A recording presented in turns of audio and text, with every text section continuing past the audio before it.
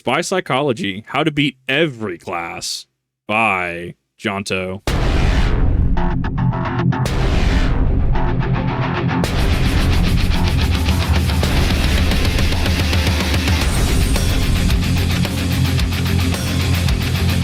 I like the stop motion. I like the stills.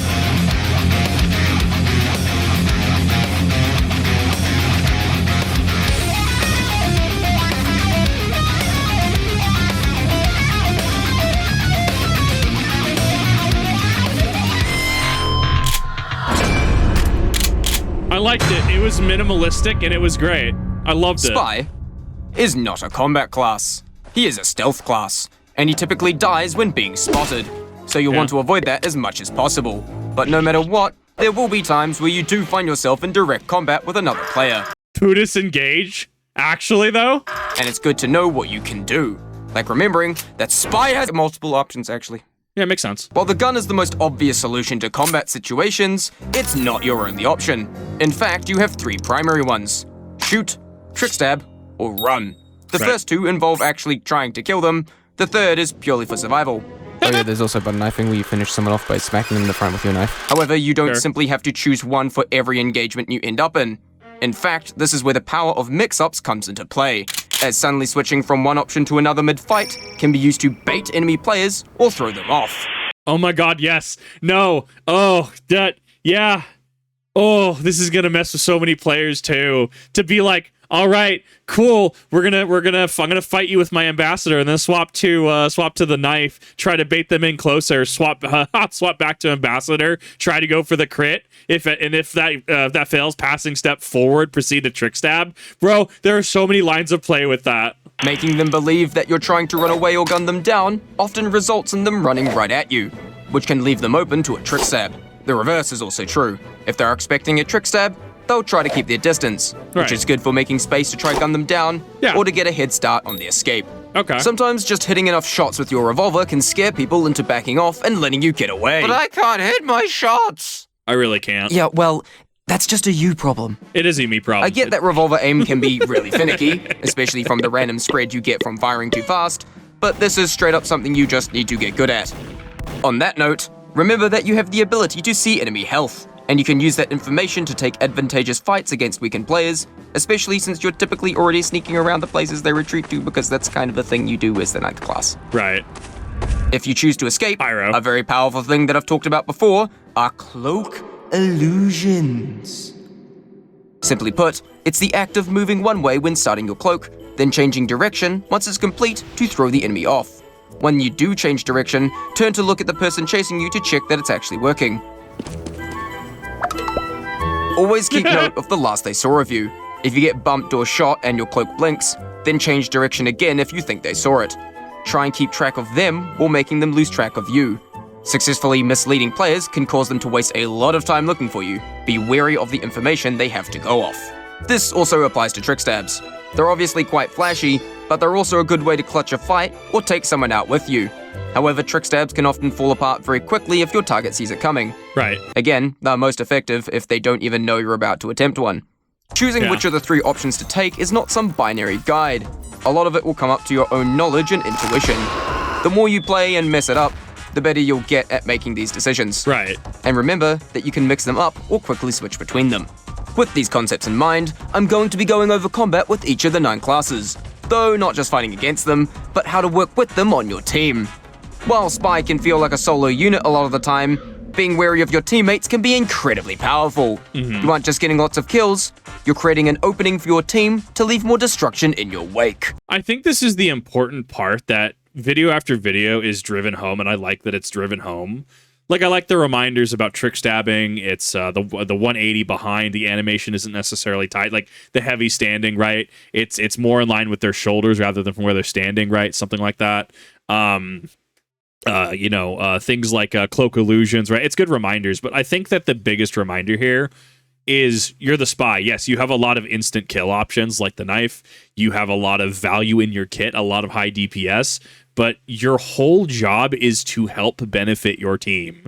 It's why, like, you go into like a 12v12 on like Uncle Topia or something like that, right?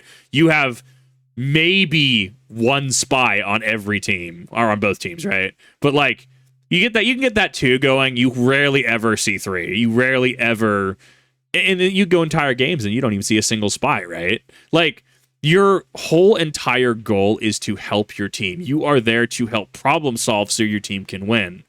If you are able to work with your team and you're able to spam sap the nest and your team is able to take it and absolutely just blow through the enemy team, sure, you might not have the most kills, but you were instrumental in quite literally making your team able to win. Like that's the whole point. You are causing problems on purpose.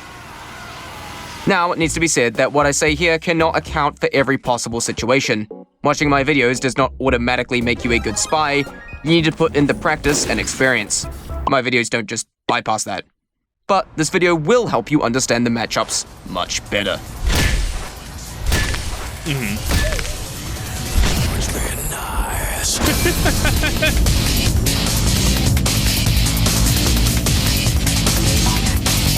Scouts like to move a lot.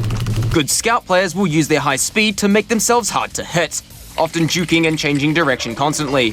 However, this is offset by their low health, as they can go down relatively fast if you actually do hit them. The best place to fight a scout is in a smaller room, as it heavily restricts their range of movement, making it much easier to hit them, as they have less options since they can't just no-clip. This honestly makes a lot of sense, yeah. That their greatest asset is movement, therefore deny them movement. If there was like if you had like Mei from Overwatch, if you had like an AoE slow, that would also be very good against scouts. He's in the walls. My God! He's in the goddamn wall! Like the scout, you should also try to move erratically to make him miss his shots. You may not be as fast, but that means smaller spaces aren't as restrictive on your movement. Now, being the only class that can outrun you, cloak illusions are very important when escaping them, and open spaces are much better to go when doing so, as it gives you a massive range of movement, making it hard for them to narrow down your location. It's also worth noting that, like with Afterburn and other debuffs, being cloaked halves the duration of their Mad Milk, allowing you to get rid of it and lose them. Right. Though, when you do actually sneak up behind a scout for a normal backstab, it can be a bit awkward since even though they don't know you're there, they're still faster than you because they overdosed on energy drinks. What was the Gmod idiot box meme? I think it was like the fat spy was the bit, and he's moving on the Mart cart and he's trying to ice pick. Like that was the whole animation. That was the whole point. Is whoever he's trying to stack.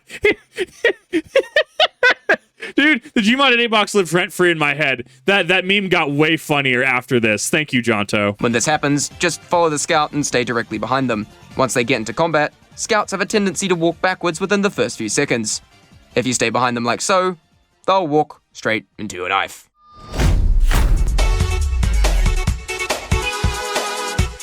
You and the scout are both flankers. Sure. You get behind the enemy lines to cause... I like how this is done. I actually do. So it's how to fight against and how to work with.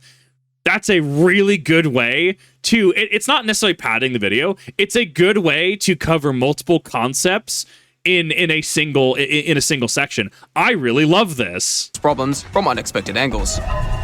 When it comes to any friendly flanker you see in the enemy lines, the best thing you can do is stay out of each other's way. Yeah. Both of you rely on catching the enemy by surprise, so don't stick together too much as one of you may risk blowing the cover of the other. Whoever gets spotted first draws all the attention to themselves. However, this draws the attention away from whoever didn't get spotted. This is what's... You know what this is? This is the same logic as the Afterburner has 100% uptime if you and the other pyro are running Afterburners and flanking. It's adjacent logic. known as tunnel vision, a term used when people get so focused on a specific target that they become unaware of other things around them. This is something that you can abuse. Did the scout just run in and is causing havoc? Well, everyone has tunnel vision on him now. You can go and backstab them. The reverse is also true. Yeah. You stab someone and everyone is looking at you, draw their attention away from the flanker so he can cause even more problems. Get good at identifying who the tunnel vision is focused on, not just with a scout, but with anyone sneaking around the back lines. I'm ready. These transitions are seamless. I like how it went from they're playing on each other's prior sections. This is very well scripted and thought out. Soldier is the jack of all trades class, and is often very common. With their rocket launcher, they often have the advantage of splash damage. Yes, we'll get to you later. This allows them to pre-fire corners and deal damage to targets they can't even see. Unlike Scout, wide open areas are actually much better for finding them than enclosed ones, as it allows you to much more easily avoid splash damage. You can limit their options further by staying away from the walls, or even taking the high ground! This can force them to hit you with a direct, or try to rocket jump up to bomb you from above. They're most susceptible to trick stabs while rocket jumping, as they can't make massive sudden adjustments to their movement while airborne. Yeah, actually, because you're predicting their arc, right? That makes a lot of sense. Especially when trying to market garden you. Though, be wary of the direct hit. It has very little splash damage, but the rocket itself is much faster. And if it actually hits you directly, it can kill you in one hit. If you choose to run away from a soldier, remember that while undisguised, you can jump and try and surf the damage of its rockets, allowing you to gain distance, or just use it to get a trick stab on whoever was there in the wrong place at the wrong time. Also be wary that just normally sneaking up on a soldier from behind, on rare occasions they may suddenly rocket jump and kill you on complete accident. Yeah. It just happens. Yeah. Rough. Soldiers make up the main grunt of the team, so simply watch where they are and take advantage of the attention they may draw to themselves. They lack a hard counter, so the best thing you can do is enhance their strengths. Soldiers are known for being good against sentries due to their splash, so helping out a soldier by sapping a sentry can be a really effective combo to start a push. Not the pyro. You know, I'm gonna be honest, this is not hyperbolic. These are probably some of the best transitions I have ever seen in any videos on YouTube. Like, these are actually objectively, like, amazing. Like actual 10 out of 10 status. Pyro is the infamous spy counter, to the point they got an entire episode to themselves, so I'll keep this brief. The main weakness of a pyro is range. Flare guns exist, but aren't nearly as deadly. Some pyros like to stay in small spaces to ambush and account for their range weakness. Baiting them out of these areas can let you gun them down from range, as they have little to no cover to avoid your shots. Pyros often have patterns when spy checking, and the flamethrower can be heard. If you get caught on fire, break line of sight or flamethrower range, and get rid of the flames ASAP. Remembering health pack locations can save your life. While the Spicicle exists, be wary that it can sometimes make pyros more aggressive, knowing they can't be trick stabbed. Though on that note, many pyros will see you as a free kill, and let that get to their head. They'll start running right at you, which can often leave them very susceptible to trick stabs, though they can air blast if they see it coming. I go into much more detail in the Dealing with Pyros episode, and to clarify, I didn't bring up all of Pyro's unlocks in that video because I felt they weren't important enough to the matchup. Yeah. what is it?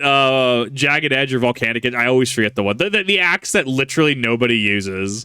Yeah, that's a pretty fair omission.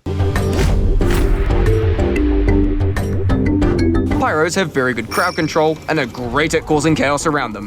Running right at your friendly pyro is a great way to escape danger, as they can act as a sudden roadblock.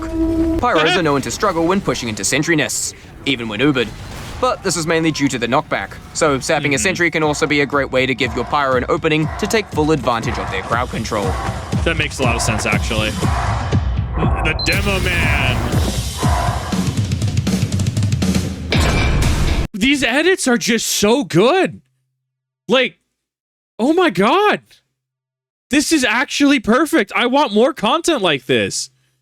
Like, this isn't a bit. This isn't hyperbole. This is art. This is amazing. Demos are highly projectile-based. When fighting them, just gun them down while dodging their pipes and staying away from stickies. Demos don't like to shoot you with pipes when you're too close to them, as to avoid self-inflicted explosion damage. It can happen, though. With sticky bombs, imagine a sphere around it that roughly gauges its range. When fighting the demo, you want to stay out of it. If you're cloaked and see sticky bombs in your path, get past them as soon as possible and cross your fingers that the demo doesn't happen to detonate when you do. It's also worth noting that you can destroy sticky bombs with your revolver, though you should only do this to disarm a trap.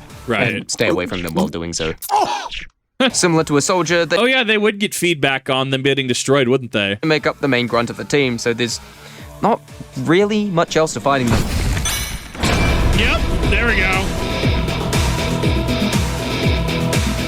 Demo Knights can be an absolute menace, especially with certain unlocks being able to increase their base speed and their ability to charge at you or even fly. At times, they can outrun you and almost feel like a complete counter. However, their melee-focused playstyle gives them a tendency to run right at you, which, you guessed it, leaves Trick them stab. open to trick stabs. Yeah. And plus, even if they're faster than you can still escape them with illusions. Right. These are so good. Friendly I love demos them. to you are quite similar to soldiers. There's not much else to say here, as both are known for being really good at destroying nests. So assisting them in that process helps all the same.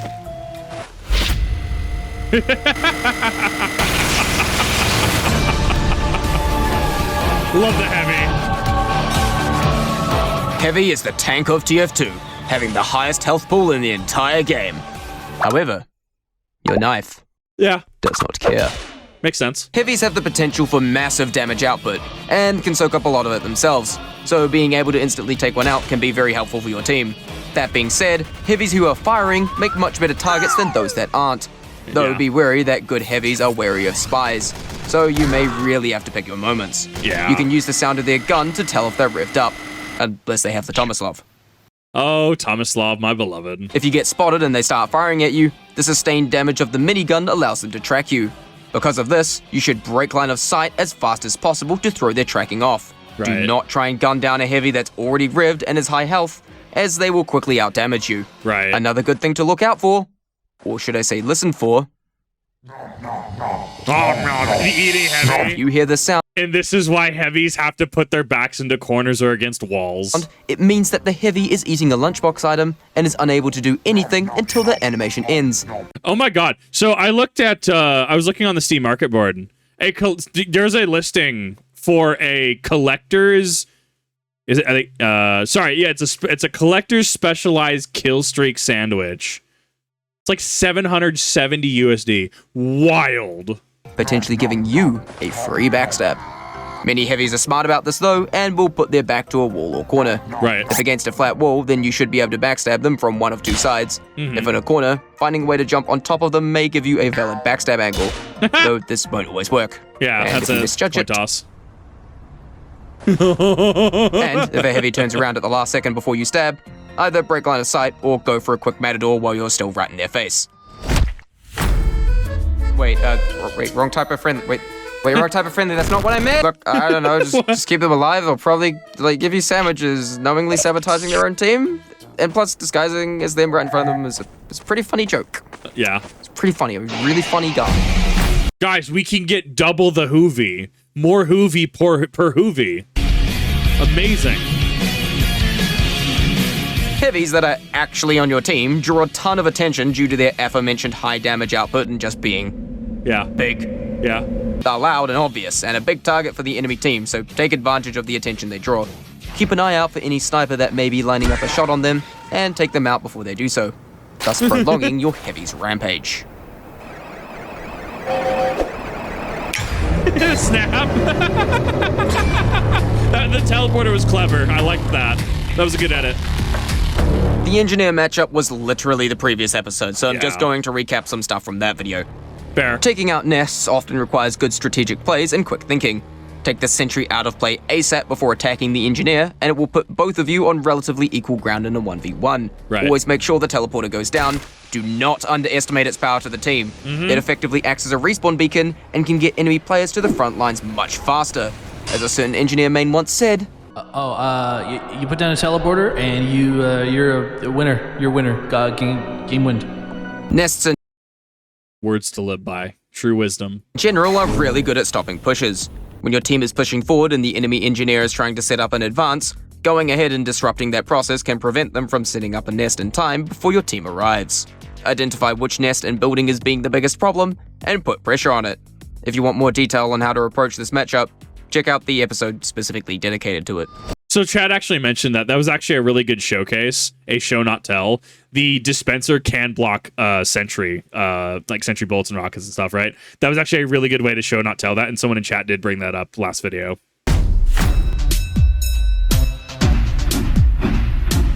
Engineer nests make for a powerful backline. Be wary of the location of friendly sentries, as they can be great fallback options. Try keep an eye out for enemy players preparing to attack or take out the nest, and stop them in their tracks, as that keeps the supportive hold of the nest alive. When taking teleporters, it can be a good habit to cloak as you do, just in case you end up closer to the action than you'd expect. Right. A dispenser is usually nearby, and restoring cloak from it doesn't eat up the dispenser's ammo pool. And plus, you can even crouch inside of it for dispenser armor.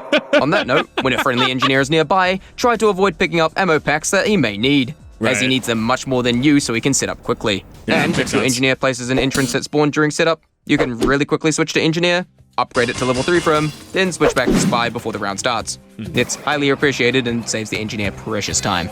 I didn't even think of that. You can actually help out your team by yeah, because I guess you have starting metal, right? It's not like you're setting up your own sentry. It's not like you're setting up your own buildings. You are literally swapping to engineer to use your resources to help upgrade their resources and then swapping back. That is actually amazing. I didn't even think about that.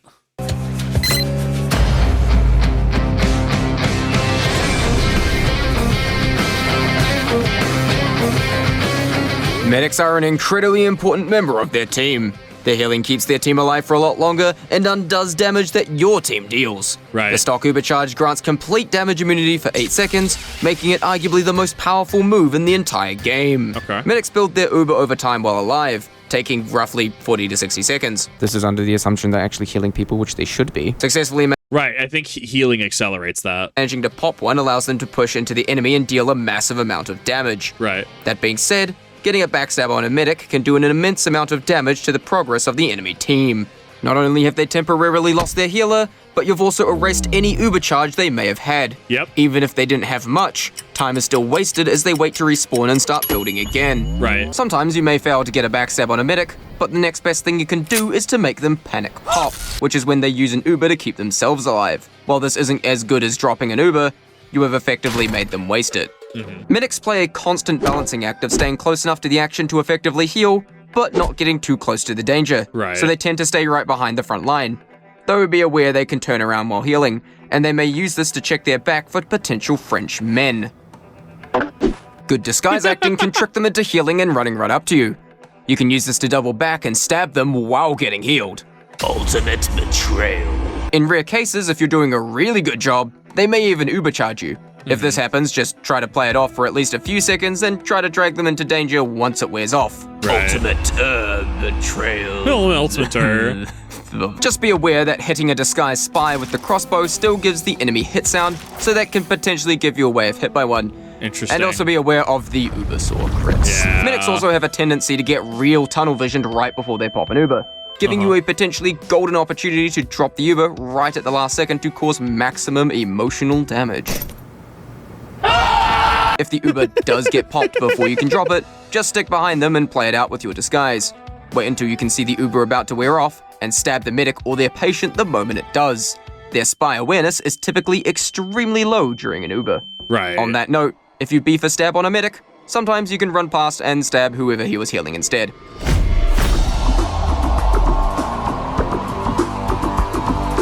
Given you are the spy, don't expect to be very high on the priority list of healers, No. especially since you won't be near your medic very often. In fact, being healed by a friendly medic may actually give you away as a result of the team-colored beam. You can Right. quickly cloak if you need to forcefully break the beam. Now, you remember what I said about medic being a very important pick? Yeah. Well, the enemy team is going to try and go after your medic, and they may get tunnel visioned on him, and you probably get what this means by now. Yeah, you capitalize on their tunnel vision because they're going after the medic, which means that they're an easy hit for you. Also, when behind enemy lines and low on health, most medics use the crossbow. If you can get the attention of your medic in the distance, they can actually heal you with a crossbow shot, and this won't give you away. Makes but sense. remember, the medic's life is more important than your own. So do what you can to keep him alive.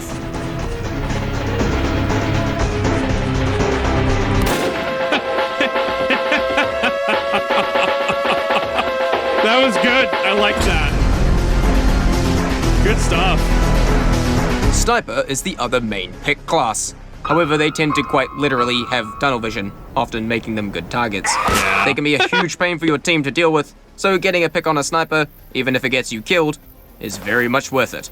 If they're wearing a Razorback, Remind them that the 9th class has a primary firearm. Most revolvers can kill a sniper in 3 shots at point blank, but the Ambassador and Enforcer can do it in just 2 with a headshot crit or disguise shot, respectively. We also didn't cover the Enforcer. I mean, we covered it in the prior videos, right? But the Enforcer actually deals with vaccinator bubbles, right? Like vaccinator shields. So that's actually it's really not a bad pick in certain situations.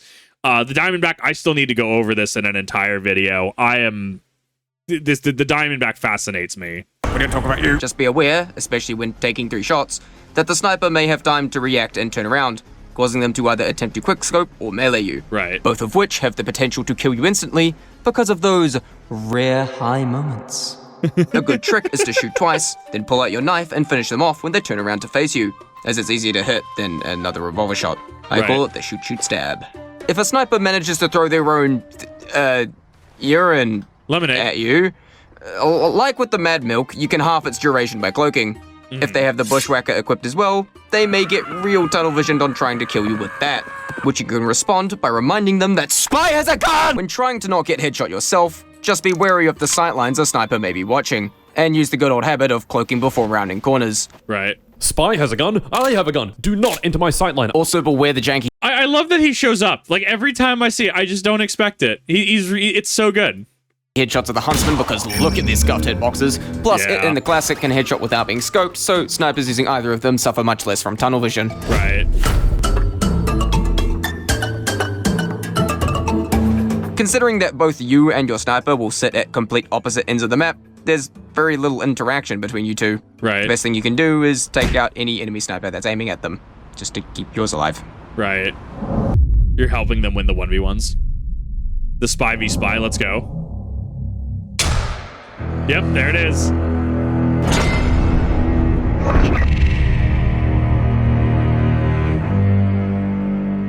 Spy versus spy fights can be a bit weird and somewhat uncommon, as both of you are often on opposite sides of the map.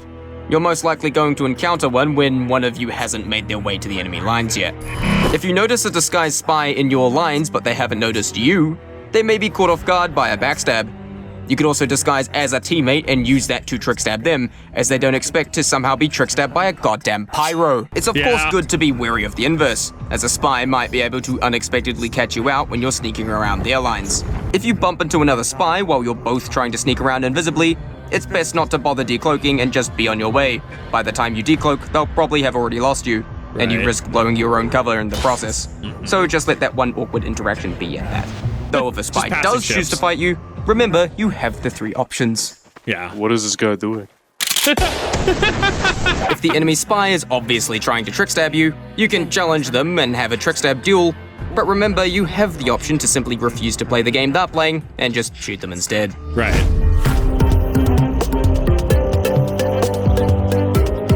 Never have any more than 2 spies. Similar to I like that. I actually really, yeah. That's advice to live by. Like, I guess if you want to have like meme comp, sure, go 3 spy. I feel like you're really putting yourself at a disadvantage. Like that is straight up meme status. out. If you have another spy on your team, be wary of them. You will likely run into each other as you try to sneak into the back line, which is fine, but remember not to attack from the exact same spot at the exact same time. 2 spies can play around each other to great effect. But like I said before, never stack any more than 2 spies. I explained in more detail why you shouldn't do this in this video, but the gist of it is, if you already have at least 2 spies, just play something else. Yeah. Because you definitely know how to play other classes than spy, right? You would hope. Dude, I made the same joke over a year ago. How have you not learned? Just swap off, bro. Spy is a stealth class. You die when caught out, and even if that's how it goes a lot of the time, there's still ways to fight back if you know your matchups. You cannot always win fights, instead avoid them when you can, but know your options if you find yourself in one.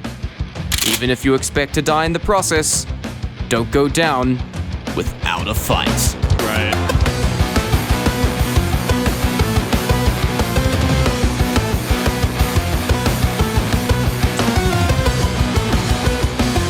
What a solid outro. Like, these edits go hard. I like the some of the stop motion stuff, right? Like the freeze frame stuff. Like, spy crap!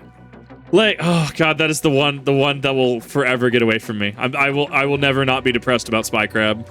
To be should have played TF2 circa, however many years ago. This series has come really far. A lot of things have been covered.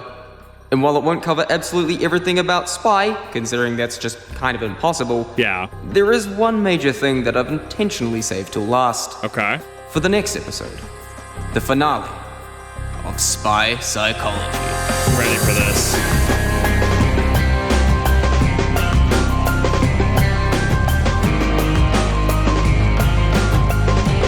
Just do the sniper shuffle. One sniper, 4 spy disguised as sniper. See, I like where your head's at. I like this. It's only 2 spies or 12 spies. There's no middle ground. Make it and it's ready. That could be 2025 for all I know. Well, we have the benefit of hindsight here. Like, these videos definitely take a while to make, and honestly, these videos are nothing short of art. I absolutely love this.